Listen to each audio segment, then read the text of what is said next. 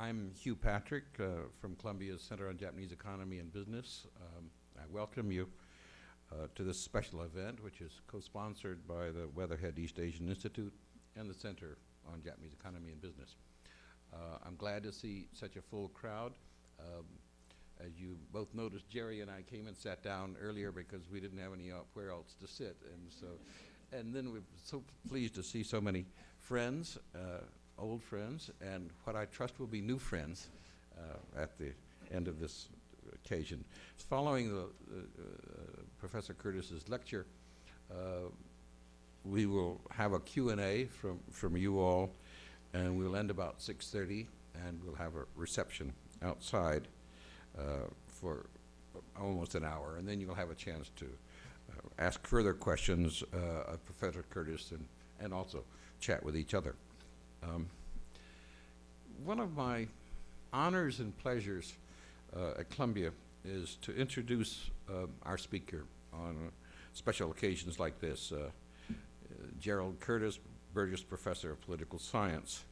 You have his bio, which sort of nicely, superficially describes him. I think he's the most knowledgeable specialist on Japanese politics in the United States, or indeed anywhere outside Japan. He usually spends, as it says there, the spring semester in Japan and returns sometimes in the early summer, as again he did this year. It's never boring to listen to what Jerry has to say about Japanese politics, but I have to say one theme is getting really repetitive. Every September for the last 5 or 6 years, I don't remember how long anymore, ever since Professor Koizumi, that's not professor, we haven't promoted him yet, Prime Minister Koizumi, ever since then, whenever Professor Curtis gives his lecture, it turns out Japan has a brand new prime minister, you know, and it's usually been elected to the Diet only a few weeks earlier in September. And this year, of course, once again, we have a new Prime Minister, Yoshiko Noda. Of course, it's only coincidental that the academic year starts, Jerry gives a lecture, and we have a new Prime Minister. But it's a curious coincidence, and I guess my thinking is that it has something to do with the fact that each Prime Minister wants to stay for at least a year, and maybe the first one started in September 5 or 6 years ago. I'm not sure. We'll ask Kay or Jerry or somebody else to explain that to me. We really benefit from the fact that Professor Curtis has known every Japanese Prime Minister pretty well for the last 30 years, except for one who only lasted a couple of months and couldn't get around to Jerry or vice versa. Indeed, you know, he knows the political spectrum leaders from the Liberal Democratic Party, the Democratic Party of Japan, Komeito, and others. He has this extensive network of politicians, business leaders, and government officials in Japan. And with them, he's developed what is really an indispensable insider-outsider kind of a relationship. He's an outsider because he's not Japanese, because he's an academic, and because he has no hidden agenda or particular axe to grind. He's an insider because he is fluent in Japanese, and he is trustworthy in not revealing information from private conversations that he's not supposed to, and because he can and does express himself very frankly to these leaders as well as in public fora like this.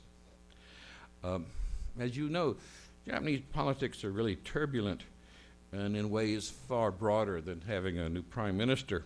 The March 11 triple disaster, the earthquake, the tsunami, and the Fukushima Daiichi nuclear plant breakdown have added a complexity to Japanese politics and Japanese political situation.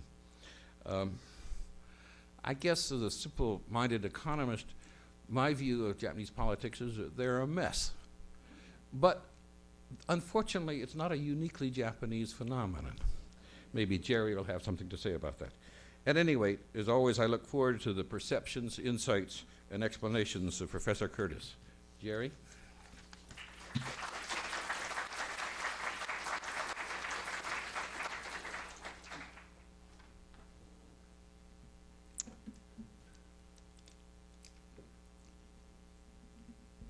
Well, good afternoon, everybody. I'm delighted to see so many people here. I know some of you are a captive audience. The students in my class, they had no choice. They had to be here. But the rest of you, and even they could have escaped, and I wouldn't have known the difference. But I see a lot of them, which is good. And I'm glad to see so many other people turned out for this event. As Hugh just said, it's another new semester. It's another new prime minister. I've given this lecture 7 times. I think there have been, I think I did it when the first year, I think Koizumi was still prime minister, or I was on his way out. Every year it's been somebody new. I don't want to predict how long Prime Minister Noda is going to last. I hope, and I think anybody who wishes Japan well hopes that he will provide a stable government and effective leadership and stay around for a while.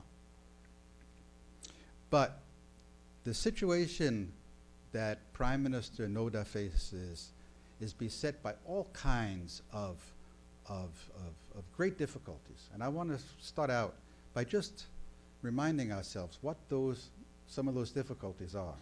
Then I want to go on and talk a little bit about what lessons should be drawn from the disaster, the triple disaster that hit Japan on March 11th, and then make some concluding remarks. I hope I don't go on all that long because I want to give you time for some questions, but there are a lot of things that I have on my mind that I want to share with you. So what are some of the difficulties that this government and this prime minister face? The first is that he faces a divided parliament. You know that his party, the Democrats, they don't control the majority in the upper house. He faces a divided parliament and an opposition that's determined to try to force an early election. They need the government to fail so that they can win the next election whenever it's held. Just like the Republicans in the United States, the LDP talks about cooperation and it doesn't mean it. And just like President Obama, there is only one way for Prime Minister Noda to prevail. He has to persuade the public that what he wants to do is what they would want the government to do, and have the public put the pressure on the opposition and on the DPJ itself to do what the Prime Minister asks. Many years ago, when I was a student here at Columbia, there was a professor here in my department, political science department, who shortly thereafter left and founded the Kennedy School at Harvard. His name was Richard Neustadt.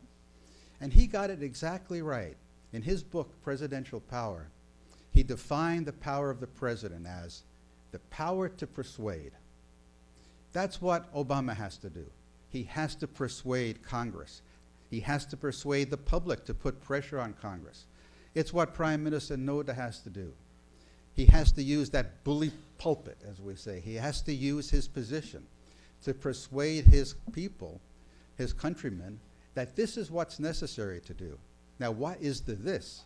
That's what we're waiting to hear from Prime Minister Noda. What does he really want to do? But the point here is that dealing with a divided parliament, or in this country, a divided Congress, one house controlled by the Republicans, the other by the Democrats, that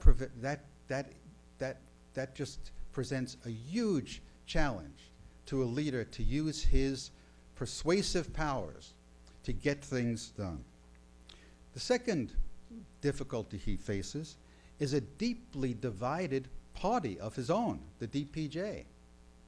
It's divided by factions. It's looking more and more like the old LDP. There's an Ozawa faction and a Maehara faction and another faction here and another faction there. It's divided by deep policy differences. Some, like Mr. Noda himself, want to see a tax increase, at least a temporary tax increase. Others are dead set against it. It's not at all clear what the DPJ stands for. So how do you maneuver when you have an opposition that controls the upper house and your own party is deeply divided. Mr. Ozawa, who's been, who's outside the party now because he's been indicted for corruption, and his trial will start soon. But if it concludes next spring with a non-guilty verdict, well, then Mr. Ozawa will be back. He's a major player anyway. He'll be even more so. So what happens? How do you manage in this party? There's another difficulty he faces, and that is a mass media that turns every gaffe by a politician into a front page story, and that is more focused on personalities and on rankings of politicians and parties in public opinion polls than it is on policy. It seems to me that reforming Japan's mass media is one of the most important challenges, not to Mr. Noda, because he can't do it, but to the media itself. And this lack of attention to policy and the overemphasis on personality and on factions and who's doing what to whom. In Japanese, there's a term, seikyoku. Seikyoku is kind of politicking. The political department in the newspapers, they're not seijibu, which is what they're called in Japanese, the political department. They're the seikyokubu. They write about gossip. And it's it's an increasingly problematic problem and difficult. And so Noda needs a media strategy. One thing to be said about Prime Minister Koizumi, he knew that one essential element in his to be successful was a successful media strategy. And he had somebody who was responsible for managing the media and was very good at it. And Koizumi, as you know, himself was very good at it. What else? You have all these difficulties that this prime minister, who's on an airplane, I think he's on the airplane right now, or else he may have landed already in New York, but he's here for the General Assembly. In addition to these kinds of problems the prime minister faces, he faces the problem of the sheer complexity of the issues that he has to contend with. And we don't have time to, in my opening remarks here, to go through all of them, but let me just indicate a few of the major ones. Japan needs a new energy policy in the aftermath of the Fukushima Daiichi nuclear plant disaster. When the DPJ came into office about 2 years ago, it promised that they would increase reliance on nuclear energy to 50% of total energy needs by 2030. Now they're talking about reducing it to zero. Well, they're not going to zero. They're not going to zero anytime soon, but the public pressure to reduce as quickly as possible reliance on nuclear energy is very strong, and I don't think it's going to dissipate with time. But there's no policies in place yet to provide real incentives for developing renewable energy sources. There is an effort to encourage Japanese to provide government funds to encourage Japanese companies to buy access to natural resources abroad, but this is very much a policy still in the making. Japan needs a new energy policy. Noda, unlike his predecessor, Prime Minister Kanu, said we're going to get out of nuclear, no nuclear within 25 years or so. Noda is not saying that. Noda is much more cautious, and we should reduce it as much as possible, as quickly as possible, because he's concerned, for good reason, about the economic impact for getting out of nuclear. And Japan faces a very immediate problem in this area, in that these nuclear power reactors, they have to go offline every so often for maintenance. And those that have gone offline since March 11th, now one of them has come back online because the local communities are scared to death to let these nuclear power plants start up again. So if that doesn't change, by next spring, there will be no nuclear power plants in operation in Japan. How do you deal with this? How does he convince the public to let these plants come back online? There was a demonstration in Tokyo just a few days ago. Government says 20,000 people. The organizers say 60 or 70,000 people protesting nuclear energy. There's no simple issue. And this is a tough issue. Second, this prime minister has to figure out how to pay for the reconstruction of Tōhoku, of the disaster areas in Tōhoku, in the context of severe fiscal constraints. How do you do that? Well, he has a proposal. He has a view on this issue, which is to have a temporary tax increase. Temporary meaning, Noda says, about 10 years. For the next 10 years, first the government will borrow about 11 to 12, 13 trillion yen to help pay for the Tōhoku reconstruction, and then repay that from this tax. And the tax commission of the government, I can talk to you about this later if you want to know the details, but they've offered several options, and Noda has rejected the idea of increasing the consumption tax for this purpose, although he thinks there should be a consumption tax increase, but not for this purpose. But for Tōhoku reconstruction, increase personal tax, income tax. There's going to be a 5% reduction in the corporate, 40% corporate tax next March, but take back 2% of that and have that 2% go for Tōhoku reconstruction, and increase local taxes. Well, I think the chances of this policy being adopted are about the same as the chance that Obama's Jobs for America and Tax the Millionaires proposal will be adopted by the US Congress. In other words, the chance is practically zero. It's not going to happen. But he's walked out on a limb, Noda has, on this tax proposal.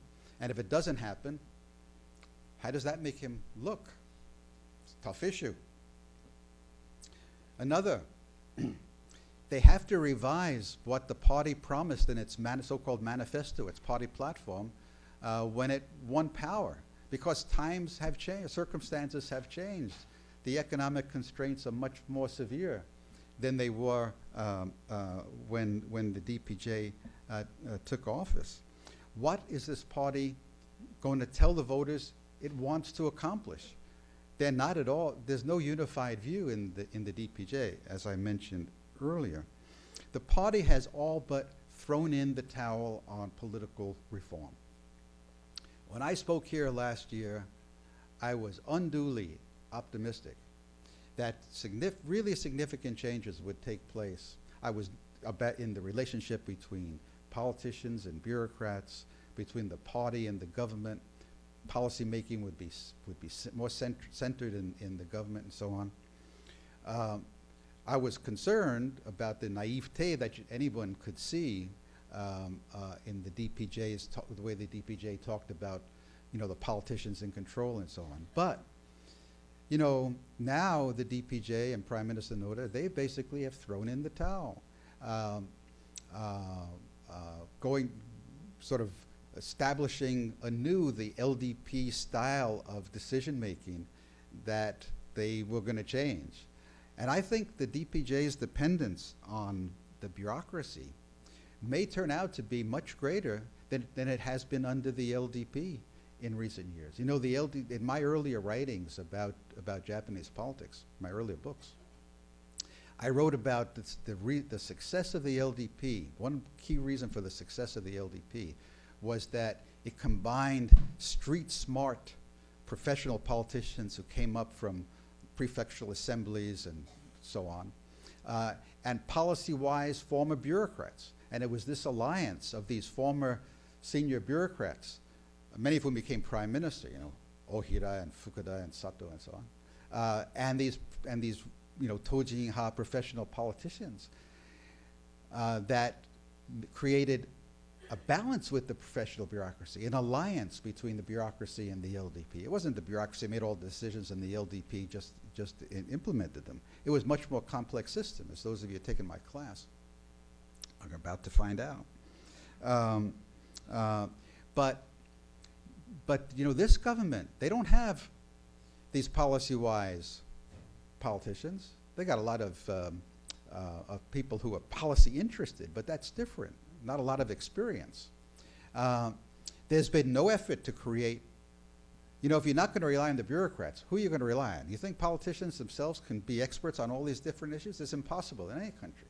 They think a lot of Japanese think that in the U.S. the politicians make all the decisions. That's a fiction. The president has a huge White House staff. Every politician and every member of Congress has a lot of people working for them, a lot of people with economics PhDs, a lot of people who have had a lot of experience in politics, and so forth and so on. A lot of think tanks around Washington where people are waiting for the phone to ring asking them to join the government. In the meantime, they're making all kinds of proposals and trying to help politicians that they want to eventually go to work for, right? In Japan, there are no think tanks worthy of the name. Is there any effort by this government? And in places like Germany, parties have their own think tanks. Do they have in Japan? No. Is there any effort? Is there any consciousness that this would be a useful thing to do? Not really. Now, what do? You'll end up relying on the bureaucrats, and that's exactly where NODA is going.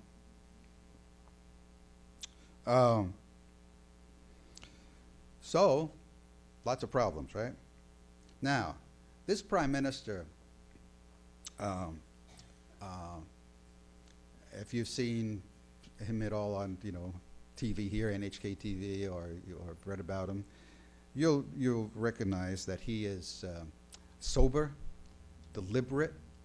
He's not, to be absolutely frank with you, he's not flaky like Prime Minister Hatoyama, and he's not flamboyant and talking before he thinks like Prime Minister Khan. Coming up with one issue and then he runs into trouble, so he forgets about that and moves on to the next.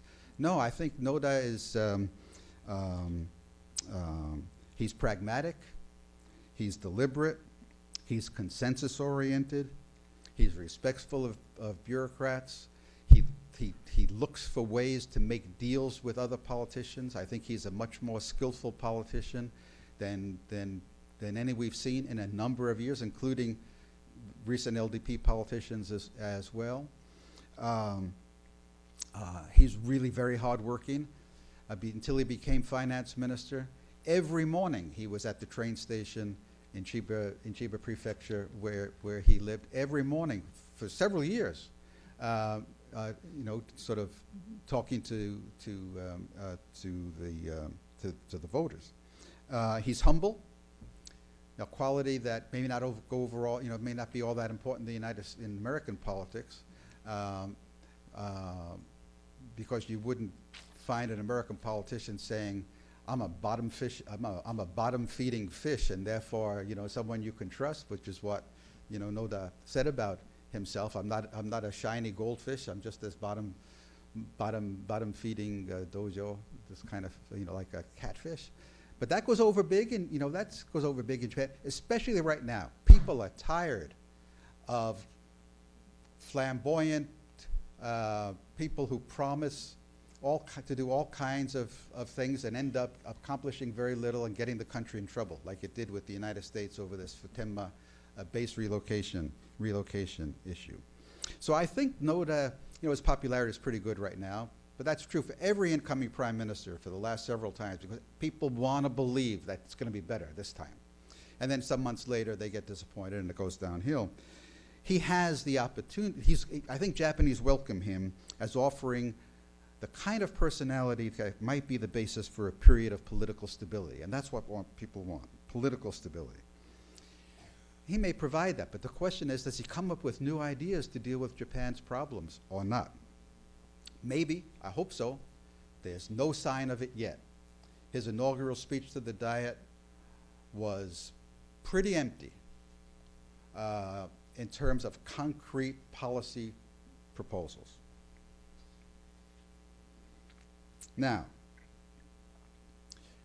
in the disaster area in Tōhoku, this incredible disaster, 9.0 earthquake, a tsunami that wiped out entire towns, over a 500-kilometer area. The meltdown of a major nuclear power plant in Fukushima. A government in Tokyo whose response was slow and so not fine-tuned to the kinds of problems that these various towns and cities met. But there have been a number of very positive developments that one can see in Tōhoku as a result of this disaster. And one question is how much politicians in Tokyo understand that and can build on it. Three things strike me in particular from my observations there. This disaster has seen the emergence of dynamic local political leaders. It has seen an unprecedented level of business involvement in civic affairs and limited but significant private sector initiatives to restore the Tōhoku economy. And it has seen a blossoming of volunteerism and the strengthening of non-governmental organizations and the growth of a vibrant civil society. So let me just briefly touch on each of these points. So Japan has a parliamentary system, right, at the national level, but it has a system of direct election of governors and mayors in the localities. So governors and mayors are elected directly for 4-year terms. Of course, they have local assemblies they have to contend with, but they're not beholden to their legislatures for their very existence, as the prime minister is to the Diet. If the majority of the members of the Diet don't like the prime minister, they can get rid of him. But if the members of a local assembly don't like their mayor or their governor, they're stuck with them for 4 years. So at the local level, politics is much more like our system. At the national level, it's more like Britain and other parliamentary systems, right? So these local leaders, of course, there's a great deal of variety among them in terms of personality and political skills and so on. But in Tōhoku and around the country, there are lots of governors and mayors who are not hesitant to express their views and criticize the central government and put forth their own ideas about how to rebuild their communities. And unlike politicians in Tokyo, they have administrative experience. They run a government, a local government. They have administrative experience as their government's chief executive and a realistic understanding of what is doable and what is needed because they got their feet on the ground. They're there. And so they understand the issues in a way that bureaucrats and politicians in Tokyo do not. And though, if you go to these different places in Tōhoku, the needs vary from one community to another. But the central government adheres to a kind of one-size-fits-all approach to dealing with problems. And more in Japan, I think, than in other countries. Every country faces this problem, but more so in Japan, is the segmentation of the bureaucracy. Each ministry has its own policy. Coordination is very difficult. There is a very serious coordination problem between these bureaucratic entities and between the local government and Tokyo. Of all the things I've studied over the years about Japan, frankly, I never got all that excited about national-local relations. But now I think that's one of the most important issues in the study of Japanese politics and one of the most important issues for the Japanese government to deal with. This issue of the relationship, the coordination problem between local governments in Tokyo is in part the result of the halfway decentralization reforms that Japan adopted at the end of the 1990s. 1999, the Diet adopted a comprehensive decentralization reform program. And the idea was to give localities more autonomy vis-a-vis the central government. But the reality is that the reforms weakened the central government's ability to tell local governments what to do. It weakened the central government's authority over local governments without giving these local governments the resources and the power to act on their own. So it made the coordination problem among national, prefectural, and local governments much more complicated and more cumbersome, and led to lots of irritation on both sides. I can tell you about it later if you're interested. How much people in the DPJ, national officials in the DPJ, so irritated with these local politicians making demands on them. From their point of view, all they do is criticize and ask for money, and they don't take responsibility. And the local politicians' view is, we want to take responsibility, we don't have any money, and we don't really have the power. This is a problem that needs to be confronted, but I don't have any sense that it is being confronted by this government or by the LDP or anybody else for that matter. So those local governments have not been given expanded authority to increase revenue, and they've not been given more no-strings-attached money from the central government coffers. It all comes string-attached. So Japan still has so-called 30% autonomy. Local governments depend on the central government, disbursements for nearly 2/3 of its income. So what's the solution? The solution is not difficult to identify, it's just difficult to do, and that is to adopt far-reaching decentralization reforms. And Tōhoku offers the opportunity for a bold experiment. Create a special economic zone in Miyagi Prefecture in which the central government basically turns over the money and the power to the prefecture and to the local government and to the local authorities, and let them figure out what to do with it.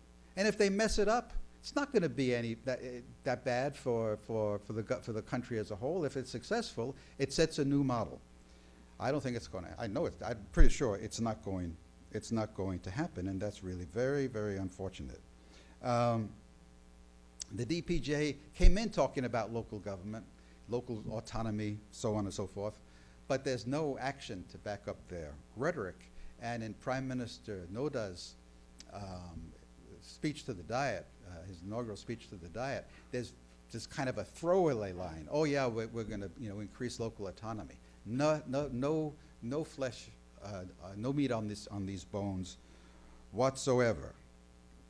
And a lot of politicians, and in the LDP and in the DPJ as well, they're not really that enthusiastic about decentralization because by having control over the money, they can get votes. Subsidies translate into voting support. So this is, I think, a huge problem for Japan. Now, in this disaster, it's the private sector that responded quickly and decisively to the disaster.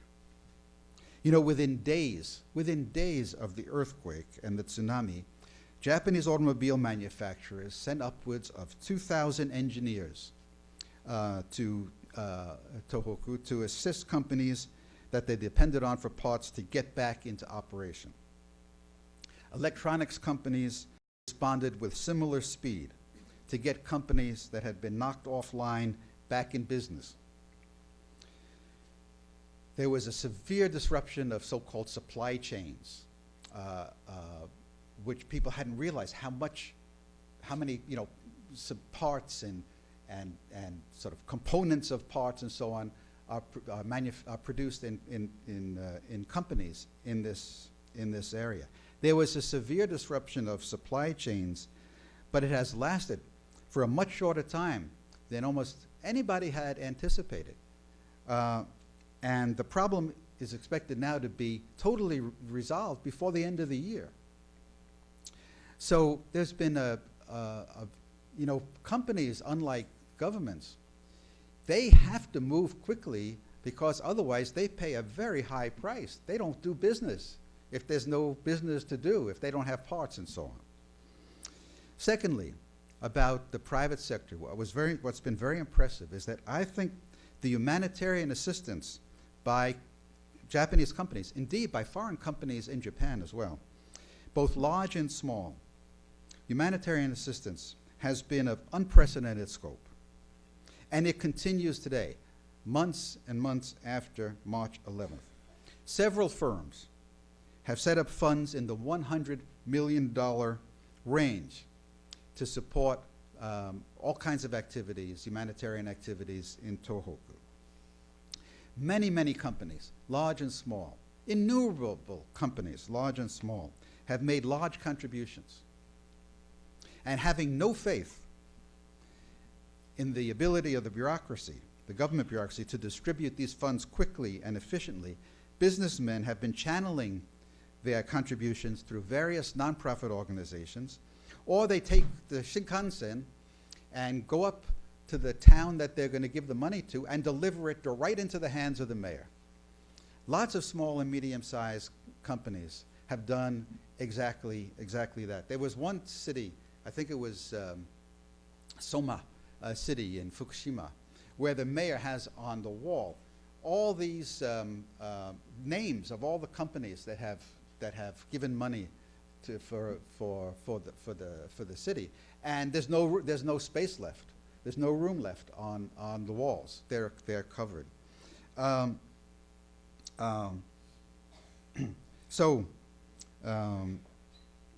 Individuals, companies, and individuals as well have provided a lot of money and supplies. You know, I don't think people in this country understand what an outpouring of support there's been from all over Japan for the victims of the tsunami.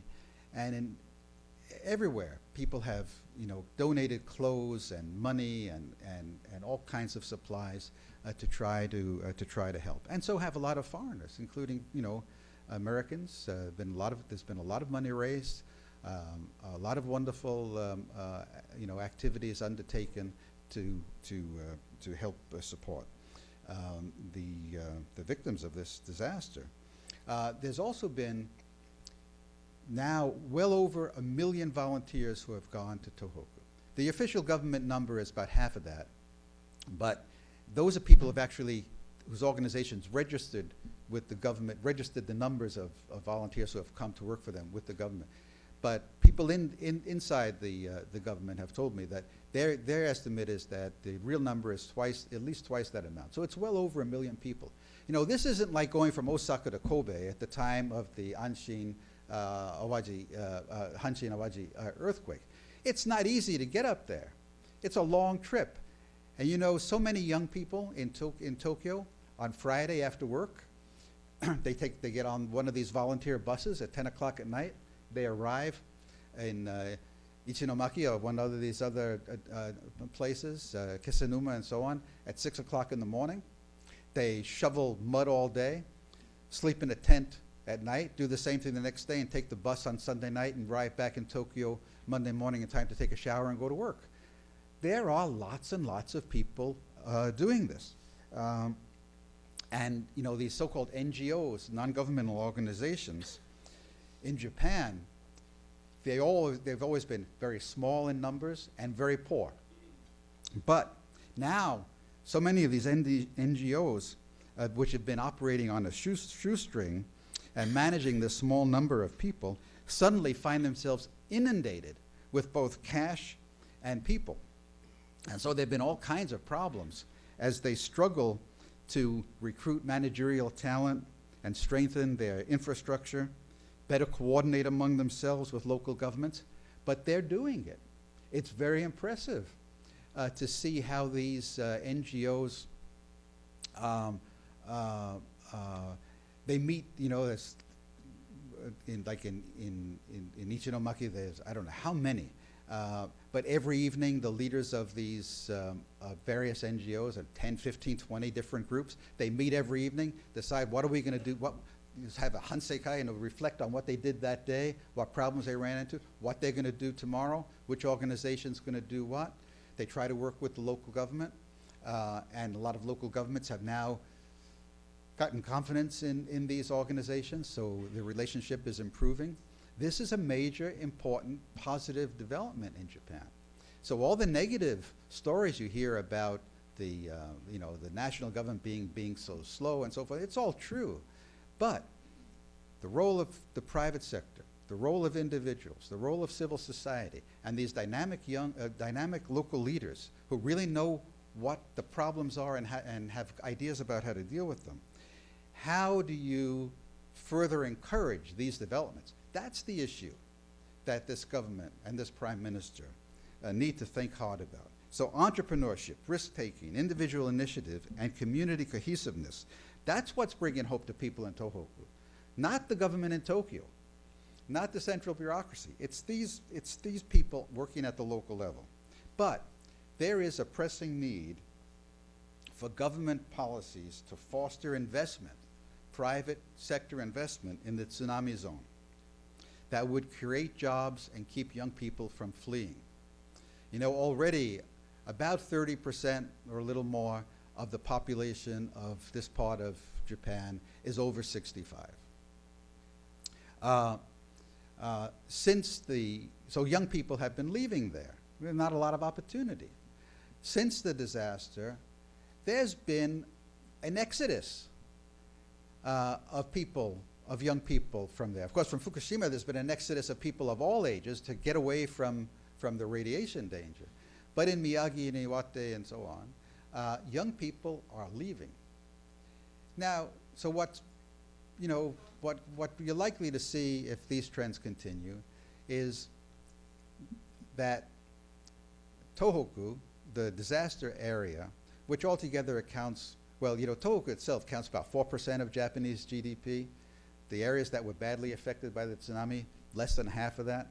So this area could sink back into obscurity. There'll probably still be enough people to catch fish, which is basically what goes on there. And it'll be a poor area. It's already one of the poorest areas of Japan, but it'll be a poor area where old people and some fishermen live. That's what's likely to happen, but that isn't what has to happen. There is an opportunity to revive this area. And it's really not so much a matter of money as incentives. Providing incentives, tax holidays, a company that invests in this area, no corporate tax, no tax for X number of years. There are all kinds of ways for the government to provide incentives for private industry to invest there. Now, some companies are doing it anyway. Toyota has opened a new manufacturing plant in Miyagi. It had been talking about doing it for a number of years, but kept on delaying. But it took this occasion, in this disaster, to say, okay, now we're going to go forward. That kind of activity. There are other companies that have done similar things. That has to be encouraged. And so what has really impressed me about the response in Tōhoku is just the things I've just mentioned. And more than anything else, the strength of social bonds, of community, of people who help themselves and help each other. You know, especially in rural Japan, these communities are very tight-knit. And so people who have grown up in the same village, they really care. They're concerned about each other. They help each other. And every family suffered people getting killed from the tsunami and so on. And this strength of Japanese society is just so extraordinary. I think people all over the world have been impressed.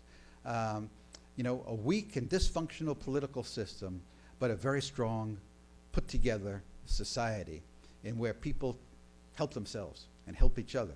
That is Japan's strength. Now, what lessons should be drawn from Tōhoku? Again, let me just mention, I think, 4 or 5 points that strike me as being particularly important, and then I'm going to stop talking and let you ask me some questions. The first one is this, maybe a little bit unusual to point to you. I have to use a Japanese word to express it.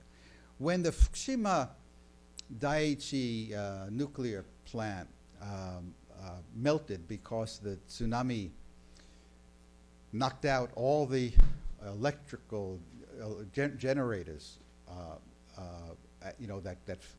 all the generators that fed electricity to the plant. The word that was used was, well, this was totally sotegai. You know this word, sotegai? Beyond expectation, outside what anyone can expect. One of the lessons of Tōhoku that applies to Japanese domestic policy, applies to foreign policy, to relations with China and other countries, is you got to stop thinking that things are sotegai. If you translate sotegai into English, I think what it really means is, let's not think about what we don't want to think about. That's sotegai. Let's not think about what we don't want to think about. It's not a unique Japanese problem. Many years ago, the American futurologist Herman Kahn wrote a book. It was called Thinking the Unthinkable, about nuclear war. Because nuclear war, that was sotegai. We didn't want to think about it. A nuclear meltdown in a country that's earthquake prone and has nuclear power plants built on fault lines along the ocean, along the coast, you don't think that a major meltdown is sotegai. Prime Minister Kahn told me, I went to see him some months ago when he was still Prime Minister, and he said that we thought we had very good nuclear safety policies in place, but we had no idea how to deal with radiation fallout.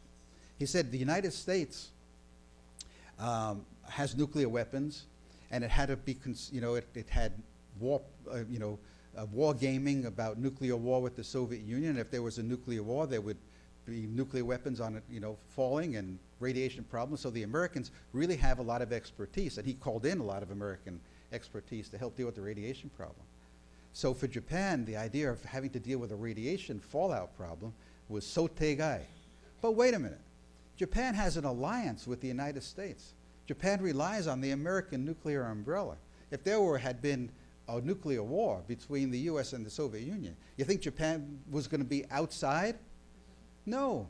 But this was, let's not think about what we don't want to think about kind of mentality. You have to think about what you don't want to think about. You have to think about, does China's growing naval power pose a threat to Japan, especially because of a territorial dispute around about the Senkaku Islands? You can't say this is sotegai. You can't say that the way to deal with it is to simply build up your military and take the Chinese on. That's probably not rational. But you have to think about, how do you deal with these kinds of problems? So I think one of the lessons that should be drawn from this disaster is, you got to get rid of these taboos and not let anything be considered sotegai. You cannot think that a bond market crash in Japan, a fiscal crisis in Japan, is something that's not going to happen. That it's sotegai because we don't want to think about it. Think about it. Sooner or later, it's going to happen if policies don't change. So that's one really big, maybe I think the biggest lesson from this disaster. Change the way you think about think about the unthinkable, and then try to come up with rational policies to deal with these issues. Not think about it, and then have to, in panic, try to deal with it, because that could lead to very dangerous kinds of policies. Second, there needs to be better coordination among these segmented bureaucratic institutions. So now Prime Minister Noda is proposing to establish a reconstruction agency that would coordinate among all the ministries involved in reconstruction in Tōhoku. Hey, it's 6 months after the tsunami. You think they might have done this a little bit more quickly. You also think that the proposal might have some substance to it, exactly how it's going to be done, who's going to be in charge. What's likely to happen is you create a reconstruction agency, and there'll be representatives from each of the ministries in the reconstruction agency, and life will go on as we've known it all along. Third, devolution, the point I made earlier. Decentralization, greater autonomy for local areas. I think this idea of having, replacing the prefectures with these kind of regional, larger governments, yeah, maybe sometime down the road, that may be something to do. I have a lot of doubts about whether that's so desirable, but that's not going to happen tomorrow or next year or the year after, but something should happen tomorrow and next year and the year after. And one way is to experiment with decentralization in Tōhoku. And as I said, I'm not optimistic, but I think it should happen. Next, somewhat related, but separate point. There has to be greater incentives for private investment, both foreign and domestic, in Japan. The government is talking about it, especially about Japanese, because of this yen being so high, the Japanese government is trying to find ways to encourage Japanese business to invest at home. How about foreign business? There's such a low level of foreign direct investment in Japan. But there's so many foreign companies. Many company executives, foreign company executives, have written to me, sent me emails. How can I help in Tōhoku? The governor of Miyagi Prefecture, Governor Murai, who I think is an outstanding political leader, he wants foreign investment in Japan. There are so many obstacles to it. This is the kind of thing that the government can do if it set its mind to reduce these regulations, provide incentives for foreign companies to come into that part of the country and other parts of the country. There are a lot of foreign companies that know well that Japan has a great labor force, all kinds of good conditions. But anyway, there needs to be more of that. And there has to be, I think, more deregulation and the encouragement of greater civil society engagement in dealing with lots of issues. So now let me just conclude with this. Some years back, I wrote a book called The Logic of Japanese Politics. A lot of people thought that the title was an oxymoron, but it's not. There is an inner logic. But the subtitle of that book was Leaders, Institutions, and the Limits of Change. And my talk today is also about the limits of change. Japan is not going to change as quickly or as far and as much as is needed. But it's not just leaders and institutions, as important as they are. Leaders, yes. Japan has a profound problem of leadership recruitment and leadership training. The old system in the LDP is gone. They got to find ways to train people to be real leaders. And that's a problem. Institutions, yes. The ability of the upper house to stymie everything, to kind of veto decisions taken by the other house, is very real, and it's an institutional constraint. But what was missing in my subtitle is this. What is the heart of the problem? I think the heart of the problem is a public that is very risk-averse and that has very unrealistic expectations, wanting to pay low taxes and have extensive government services. That is not possible. If you get a lot of services and the government doesn't get a lot of revenue to pay for them, you get exactly what Japan has, a huge government debt. You either got to find ways to increase the growth rate and produce more revenue that way, increase taxes and produce more revenue that way, or cut back on services. But the idea that you can continue to have a wonderful medical care system and other services and not pay for them, that's simply cannot go on. So, but the public is very risk averse. One reason why Mr. Noda is popular is because he's saying that he's not going to do anything very dramatic. And people say, whew, now I can breathe easy. They're tired of dramatizing prime ministers, right? So, I think at the heart is a risk-averse public with these unrealistic expectations, and the absence of political leaders who prepared to take the risk of telling the voters that there are hard and painful choices that need to be made, and these are the choices that I am determined to undertake. And if you don't say that, maybe you can stay around for a while, but it's not good news for Japan. So As I've said on previous occasions, and have written about, ever since more or less 1990, Japan has been in a long period of political transition, kind of a period of creative destruction. The old system is falling apart, something new is replacing it. But there's not much creativity here in this creative destruction, and I don't see much in the way of new departures and bold initiatives anytime in the near future. But let me conclude on this note. Japan is not collapsing. It's actually, in some ways, not in as bad shape as many assume. And it's a question whether the problems in Japan are worse or not as bad as they are in the United States, not to mention Italy, Spain, or Greece, right? Let's remember, Japan's unemployment rate is about half what it is in the United States. Its income inequalities are growing, and they're serious. Nothing compared to the obscene level of inequality that we see in our own country.